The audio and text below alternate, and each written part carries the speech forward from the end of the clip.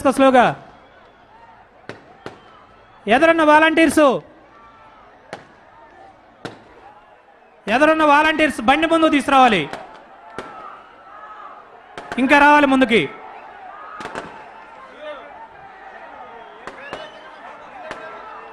రావాలి బాబు. మీరు జెండాలన్నీ ఇంకా దించి పట్టుకోండి. చాలాసేపటి నుంచి ఉత్సాహంగా మీరు అందరు జెండాలు ఊపారు. దయచేసి జెండాలన్నీ దించాలండి కిందకి. కొంచెం ముందుకి లైటింగ్ చూసుకో పండు. లైటింగ్ ముందుకు రావాలా? Okay okay okay okay okay పండు. బాబా జెండా దించాలి. జెండా దించాలి. కాన్వాయ్ ముందు జెండా దించాలి. బాబా జెండా దించండి. యువకళం జెండా ప్లీజ్ ప్లీజ్. అవి ఎదరు జెండాలన్నీ కింద దించాలి. నీలేష్ మైక్ తీసుకో.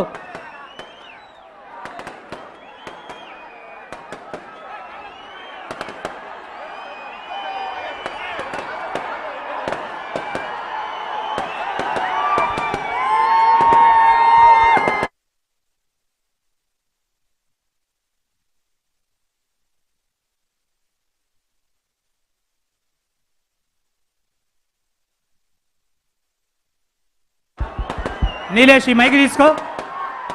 ప్రసాద్ గారి దగ్గర మైక్ తీసుకెళ్ళి ఎదరికి. టెండర్ తీసుకెళ్ళాలి ఎదరికి.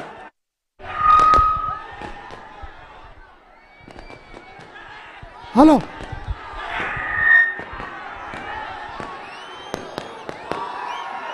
పెన్రాటు వంశధార ప్రాజెక్టుల సందర్శనార్థం బయలుదేరి సత్యసాయి జిల్లాలో అడుగుపెట్టి కియా కంపెనీని సందర్శించి కదిరిలో మీ ఉత్సాహం ఉరకలేస్తుందని తెలుసుకున్నటువంటి మన పెద్ద ఆయన గౌరవనీయులు తెలుగుదేశం పార్టీ జాతీయ అధినేత మనందరికీ దైవ సమానుడైనటువంటి శ్రీ నారా చంద్రబాబు నాయుడు గారు ఈ రోజున కదిరికి రావడానికి వచ్చినందుకు గాను కదిరి నియోజకవర్గ ప్రజల తరపున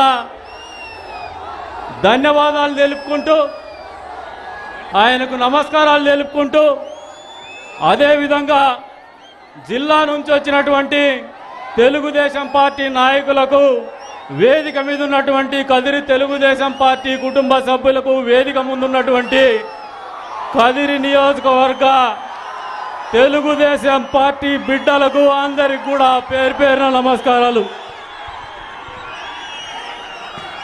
ఈ రోజున ఆలస్యమైనా కూడా మీ అందరూ పార్టీ పట్ల చూపిస్తున్నటువంటి అభిమానం ఎప్పటికీ వెలకట్టలేదని చెప్పే సందర్భంగా తెలియజేస్తా ఉన్నాను. ఈ రోజున మన వర్గానికి చంద్రబాబు నాయుడు గారు ముఖ్యమంత్రిగా ఉన్నప్పుడు మనం ఒకసారి ఆలోచన చేయండి. 2004లో తాగునీరు సమస్య పెద్దగా గ్రామీణ ప్రాంతంలో ఉండేది. సాగునీరు అనేది కలలో మాట మాత్రంగానే ఉండేది.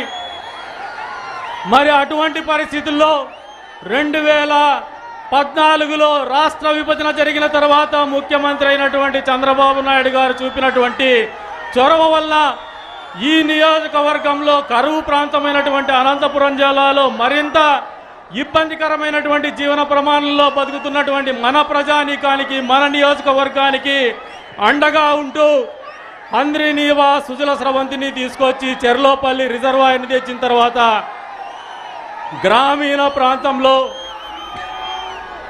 రైతాంగం తాగునీరుకే కాదు సాగునీరుకి కూడా ఇబ్బంది లేనటువంటి పరిస్థితులు మనమందరూ ఒక్కసారి అర్థం చేసుకోవాలని చెప్పి సందర్భంగా తెలియజేస్తూ ఉన్నాను. దీనికి ఆ రోజుల్లో కూడా ముఖ్యమంత్రిగా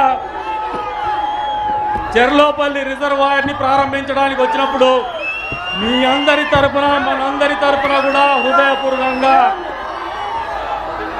చంద్రబాబు నాయుడు గారికి ధన్యవాదాలు కూడా తెలిపినాం. మరి ఈ రోజున మళ్ళీ ఆ రోజుల్లో ఏదైతే చెర్లోపల్లి రిజర్వాయర్ నుంచి మా మున్సిపాలిటీకి తాగునీరు అవసరాల కోసం నీటిని కేటాయిస్తే ఇంతవరకు కూడా మీరిచ్చినటువంటి జీవోని అమలు చేయలేనటువంటి పరిస్థితుల్లో ఈ రాష్ట్ర ప్రభుత్వము ఇక్కడ ఉన్నటువంటి స్థానిక ఎమ్మెల్యే ఉన్నాడంటే ఒక్కసారి మీరు అందరూ కూడా అర్థం చేసుకోమని చెప్పేసి కోరుతూ ఉన్నాను. అంతేకాదు అందరి నీవా సుజల స్రవంతి ద్వారా ఆ రోజుల్లోనే చెరువులన్నిటికీ నీటినిచ్చిన ఘనత తెలుగుదేశం ప్రభుత్వానికి మన అధినేత నారా చంద్రబాబు నాయుడు గారిదని చెప్పి సందర్భంగా తెలియజేస్తూ ఉన్నాను. మరి ఈ రోజున మళ్ళీ ప్రతిపక్ష నేతగా పెద్దలు గౌరవనీయులు మన నియోజకవర్గానికి వచ్చినారు. మా నియోజకవర్గంలో ఉన్నటువంటి సమస్యలు సార్ ఖచ్చితంగా మళ్ళీ తెలుగుదేశం ప్రభుత్వం ఏర్పడబోతోంది. మళ్ళీ మీరు ముఖ్యమంత్రి అవుతారు. ఈ ప్రాంతానికి మీరు తాగునీళ్ళు సాగునీళ్ళు ఇచ్చారు. గాండ్లపేంట మండలంలో ఎగువ మెట్ట ప్రాంతంలో ఉంది. అక్కడ లిఫ్ట్ ఇరిగేషన్ ద్వారా తప్పితే చెరువులకు నీళ్ళు ఇవ్వలేనటువంటి పరిస్థితులు ఉన్నాయి. దయచేసి మా అందరి ఆవేదన మండల పార్టీ ఆవేదనని అర్థం చేసుకొని గాండ్లపేంట మండలానికి రాబోయే రోజుల్లో మన ప్రభుత్వం వచ్చిన తర్వాత లిఫ్ట్ ఇరిగేషన్ ద్వారా చెరువులకు నీటిని అందించాలని చెప్పేసి మీ అందరినీ కూడా కోరుతూ ఉన్నాను. అంతేకాదు ఆ రోజున మా ప్రాంతానికి ఈ మున్సిపాలిటీకి తాగునీరు ఇవ్వాలని చెప్పేసి ఆలోచనతో మీరు నీటిని కేటాయించినారు చెర్లోపల్లి రిజర్వాయర్ ద్వారా. ఈ రోజు వరకు కూడా అమలుకు నోచుకోలేదు. ఆ విషయాన్ని కూడా మీ దృష్టికి తీసుకొస్తున్నాను. దయచేసి మీరు అధికారం లేకొచ్చిన తర్వాత ఆ సమస్యని పరిష్కారం చేసి మున్సిపాలిటీ మీద ఈ రోజున లిఫ్ట్ ఇరిగేషన్ ద్వారా చిత్రావతి బ్యాలెన్సింగ్ రిజర్వాయర్ నుంచి నీళ్లుని పంపు చేస్తూ ఉంటే విద్యుత్ వినియోగంతో విద్యుత్ బకాయిలు కట్టలేనటువంటి పరిస్థితిలో మున్సిపాలిటీ కుదేలవుతోంది. దయచేసి ఈ ప్రాంతానికి మీరు గతంలో కేటాయించినటువంటి నీటి కేటాయింపుని అమలు చేయాలని చెప్పేసి కూడా మిమ్మల్ని విజ్ఞప్తి చేస్తూ ఉన్నాను. అంతేకాదు ఈ ముస్లిం సమాజం పెద్దగా నివసించేటువంటి ప్రాంతం ఇది. ఈ ప్రాంతంలో అప్పట్లో మీరు ముఖ్యమంత్రిగా ఉన్నప్పుడు ఒక షాదీ మహల్ని శాంక్షన్ చేశారు. దాన్ని ప్రతిపక్షంలో ఉన్నప్పుడు మేము పూర్తి చేయగలిగినాం. కానీ గ్రామీణ ప్రాంతంలో పెద్ద ఎత్తున ముస్లిం సోదర సోదరిమణులు నివాసం ఉంటా ఉన్నారు. ఈ రోజున గ్రామీణ ప్రాంతంలో కూడా ప్రతి మండలానికి మా నియోజకవర్గంలో షాదీ మహల్ని కూడా నిర్మించి ఇవ్వాలని చెప్పేసి కూడా కోరుతా ఉన్నాను.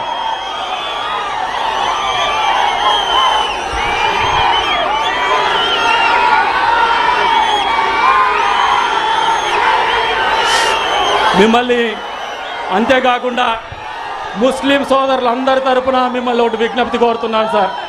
అది మన ప్రభుత్వం ఏర్పడితే ఈ రాష్ట్రంలో ఉన్నటువంటి గ్రామీణ ప్రాంతంలో కావచ్చు పట్టణ ప్రాంతంలో కావచ్చు ఉన్నటువంటి ముస్లిం సోదరులకు ముస్లింలు ఇమాము మౌజన్లు ఎవరైతే చిన్న చిన్న మసీదుల్లో పనిచేస్తున్నారో మీరైతే గౌరవ వేతనాన్ని ఇవ్వగలిగినారు.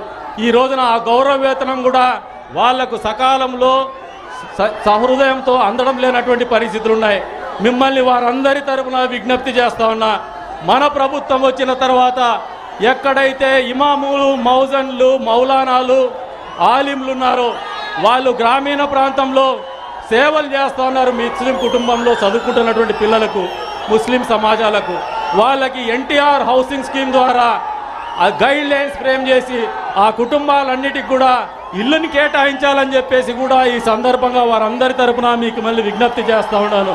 ఇది రాష్ట్ర వ్యాప్తంగా చేస్తే మన పార్టీకి ముస్లిం సమాజానికి కూడా మంచి జరుగుతుందని మీ దృష్టికి తీసుకొస్తున్నారు సార్. దయచేసి ఆలోచన చేసి దాన్ని పరిగణలోకి తీసుకోమని చెప్పేసి కూడా కోరుతా ఉన్నాను.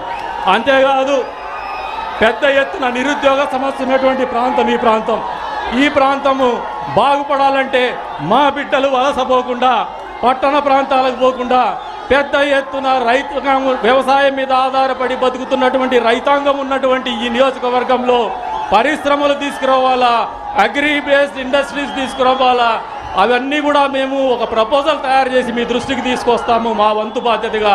దయచేసి అధికారం వస్తే మేము మిమ్మల్ని కోరేది ఒకటే, ఒకసారి మా నియోజకవర్గం వైపున మీ చల్లని చూపులు అధికారంలోకి వచ్చిన తర్వాత చూడగలిగితే ఈ నియోజకవర్గం రూపురేఖలు ఖచ్చితంగా మారతాయని చెప్పేసి కూడా మిమ్మల్ని మీ దృష్టికి తీసుకొస్తూ ఆ రకమైనటువంటి ఆలోచన కానీ దూరదృష్టి కానీ విఘ్నత కానీ విజన్ కానీ ఉన్నటువంటి మహానేతగా మిమ్మల్ని మేమందరం కూడా నమ్ముతున్నాం. కాబట్టి మా నియోజకవర్గ ప్రజలందరి తరపున మీ దృష్టికి తీసుకొస్తున్నటువంటి ఈ సమస్యల్ని భవిష్యత్తులో మీరు పరిష్కారం చేసి ఈ నియోజకవర్గ సమగ్రాభివృద్ధికి మీరు కృషి చేసి సహాయం చేయాలని చెప్పేసి చేస్తారని చెప్పేసి ఆశిస్తూ ఈ రోజున మీరు ఇక్కడికి వచ్చి మా నియోజకవర్గంలో తెలుగుదేశం పార్టీ కుటుంబ సభ్యులందరిలో కూడా కొత్త ఉత్సాహాన్ని నింపినందుకు నియోజకవర్గ తెలుగుదేశం పార్టీ తరపున మీకు హృదయపూర్వకమైనటువంటి నమస్కారాలు తెలుపుకుంటూ మరొకసారి అవకాశం కల్పించి మీరు ఇక్కడికి వచ్చినందుకు కృతజ్ఞతావందనాలు తెలుపుకుంటూ సెలవు తీసుకుంటూ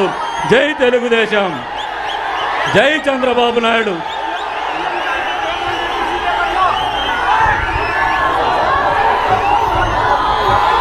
ఈరోజు తెలుగుదేశం పార్టీ జాతీయ అధ్యక్షులు పెద్దలు గౌరవనీయులు నారా చంద్రబాబు నాయుడు గారు మా కదిరి నియోజకవర్గానికి వచ్చి పెద్ద ఎత్తున ఈరోజు నియోజకవర్గ సమస్యల గతంలో కూడా పరిష్కారం చేశారు. ఇప్పుడు కూడా పెద్ద ఎత్తున చంద్రబాబు నాయుడు గారు ఏదైతే రాష్ట్రం విడిపోయిన తర్వాత 16,000 కోట్ల రూపాయల లోటు బడ్జెట్ రాష్ట్రంలో ఎన్ని అభివృద్ధి సంక్షేమ కార్యక్రమాలు చేశారో మనం ఒక్కసారి ఆలోచించాల్సిన అవసరం ఉంది. ఎందుకంటే ఒక అనుభవంతో ఒక పెద్ద ఆయన ఈ రాష్ట్రానికి ముఖ్యమంత్రి అయితే రాష్ట్ర అభివృద్ధి చెందుతుందని చెప్పి ప్రజలు పెద్ద ఎత్తున కోరుకున్నారు. కాబట్టి 2014